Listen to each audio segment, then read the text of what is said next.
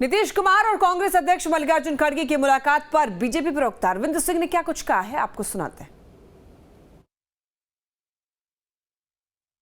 ये कोई विपक्षी एकता नहीं है, ये सब अपने अवसर के तलाश में हैं और सब एक दूसरे को साइज में करने में लगे हैं और अपने अपने कुर्सी के लिए एक प्यादा खोज रहे हैं। इसलिए अवसरवादियों को एक अवसरवादी पहचानता है, इसलिए कोई एक दूसरे को चारा नहीं दे रहा है।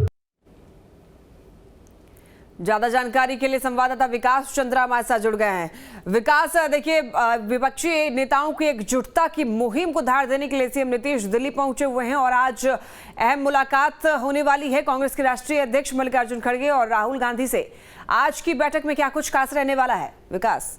देखिए, काफी दिनों से नीतीश कुमार विपक्षी एकता को बनाने के लिए और विपक्षी लामबंदी करने के लिए लगे हुए हैं और लगातार उन्होंने देश भर का दौरा भी किया। उड़ीसा भी गए, कर्नाटक भी गए, चारों तरफ वो घूम रहे हैं। और आप देखें कि आज उनको लगभग 4 बजे मल्लिकार्जुन खड़गे जो कांग्रेस के अध्यक्ष हैं उनसे नीतीश कुमार की मुलाकात होगी और साथ में बिहार के उप मुख्यमंत्री तेजस्वी यादव भी रहेंगे।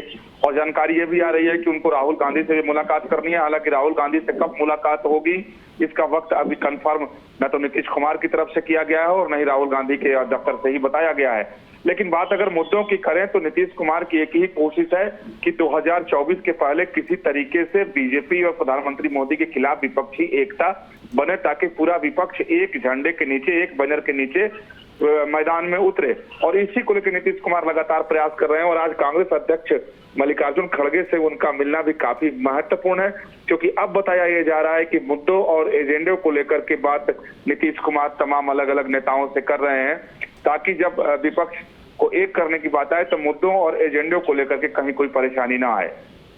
विकास, जिस तरीके से नीतीश कुमार विपक्षी नेताओं को एकजुट करने में लगे हुए हैं, ये बीजेपी को बड़ी चुनौती दे सकते हैं। देखिए, फिलहाल जो बीजेपी की अगर बात करें और विपक्ष की एकता की बात करें तो निश्चित तौर पर अगर सारी विपक्षी पार्टियां एक हो जाती हैं, अपना नेता एक चुन लेती हैं और उसके नेतृत्व में सारी विपक्षी पार्टियां अगर मैदान में उतरती हैं तो इसमें कहीं कोई संदेह नहीं है कि बीजेपी और प्रधानमंत्री नरेंद्र मोदी को वो लोग कड़ी चुनौती देंगे।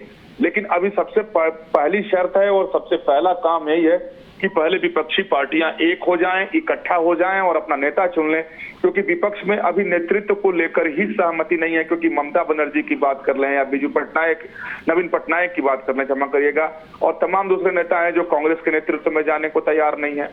और इसी तरीके से तमाम दूसरी पार्टियां हैं जो नीतीश कुमार के नेतृत्व में आने को तैयार नहीं है। तो सबसे पहले तीनों पर नेतृत्व तय करना होगा। अगर नेतृत्व तय कर लिया इन्होंने और एक बैनर के पहले सारी पार्टियां लामबंद हो गई, इकट्ठा हो गई, तो इसमें कोई संदेह नहीं, बीजेपी को चुनौती मिलेगी। ठीक है विकास, बहुत शुक्रिया आपका तमाम जानकारियों के लिए। संवाददाता सनी हमारे साथ पटना से लाइव जुड़ गए हैं। सनी, देखिए, जिस तरीके से विपक्षी नेताओं को एकजुट करने में सीएम नीतीश कुमार लगे हुए हैं और इस वक्त दिल्ली दौरे पर हैं, इसे सुनकर के और पटना में अहम बैठक होनी है विपक्षी नेताओं की, इसकी तारीख भी आज तय की जाएगी। इन सबको लेकर बिहार में कैसी हलचल है, कैसी सियासी हलचल है सनी? जी देखिए, अगर बिहार की बात कर ले तो बिहार में जनता दल, यूनाइटेड राष्ट्रीय जनता दल काफ़ी आत्मविश्वास के साथ आगे बढ़ने की बात कह रही है।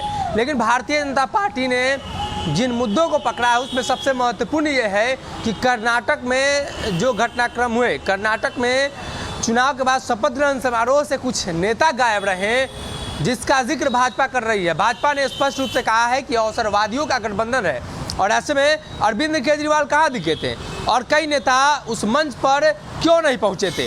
वहीं अगर बात की जाए तो अरविंद केजरीवाल ने विपक्षी एकता पर बातचीत नहीं की, वो अध्यादेश को लेकर चर्चा कर रहे थे। पिछले दिनों जिस तरीके से नवीन पटनायक ने स्पष्ट रूप से नीतीश कुमार और अपने संबंधों की चर्चा की, ना कि विपक्षी दल और विपक्ष को एकजुट करने की, कहीं ना कहीं यही वो दो बयान है, यही वो दो घटनाक्रम है जिसको लेकर भाजपा जिक्र कर रही है और भारतीय जनता पार्टी कह रही है कि विपक्ष एकजुट हो ही नहीं सकता है।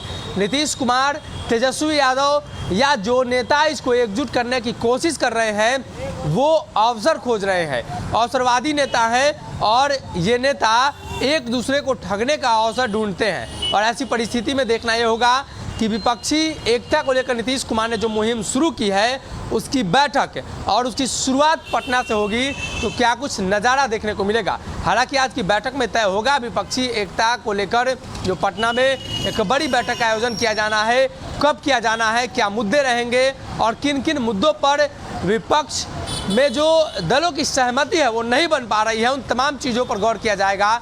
देखना ही होगा कि आज की मुलाकात के बाद मुख्यमंत्री नीतीश कुमार के लिए क्या कुछ सकारात्मक चीज़ें निकलकर सामने आती हैं।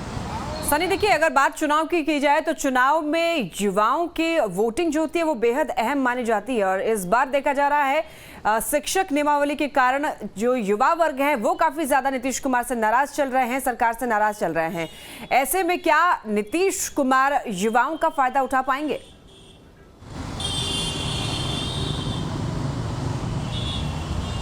जी देखिए, मुख्यमंत्री नीतीश कुमार से शिक्षक वर्ग यानी आप जिस शिक्षक नियमावली की बात कर रहे हैं उसके तहत जो लोग हैं वो पहले से नाराज है। 20 के चुनाव में जो वोटिंग का ट्रेंड बता रहा था और बैलेट पेपर जो गिने गए जिसमें सरकारी कर्मी वोट देते हैं, राष्ट्रीय जनता दल को सबसे ज़्यादा वोट मिला था और नीतीश कुमार के लिए वह सबसे पहले खतरे की घंटी शिक्षकों ने बजाई थी। तेजस्वी यादव ने शिक्षकों को धन्यवाद भी कहा और कहा कि आपने मुझ पर भरोसा जताया। सरकारी कर्मी मुख्यमंत्री से नाराज हैं, ये बातें उस चुनाव में देखने को मिली। हालांकि उसके बाद समय बदला है, 3-4 वर्षों का समय बीत चुका है, सरकार ने काफ़ी कुछ काम किया है सरकार रोजगार को लेकर, तो ऐसे में युवाओं का ट्रेंड किस तरफ जाता है ये महत्वपूर्ण है। लेकिन भारतीय जनता पार्टी जिन मुद्दों को लेकर आगे बढ़ती है शायद बिहार और देश के युवा उस तरफ बह जाते हैं। नीतीश कुमार इसी को लेकर लगातार भाजपा की पोल खोल रहे हैं कि युवा वर्ग एक बार फिर से उनके साथ आए, युवा वर्ग उनका सहयोग करे ताकि आने वाले दिनों में बिहार से नीतीश मजबूत हो, तभी देश में विपक्ष मजबूत होगा। ठीक है सनी, बहुत शुक्रिया आपका तमाम जानकारियों के लिए। तो आपको बता दें कि सीएम नीतीश कुमार विपक्षी एक नेताओं को एकजुट करने के लिए दिल्ली आए हुए हैं। आज बेहद अहम रहने वाला है आज की खास बैठक। चलिए बढ़ेंगे आगे।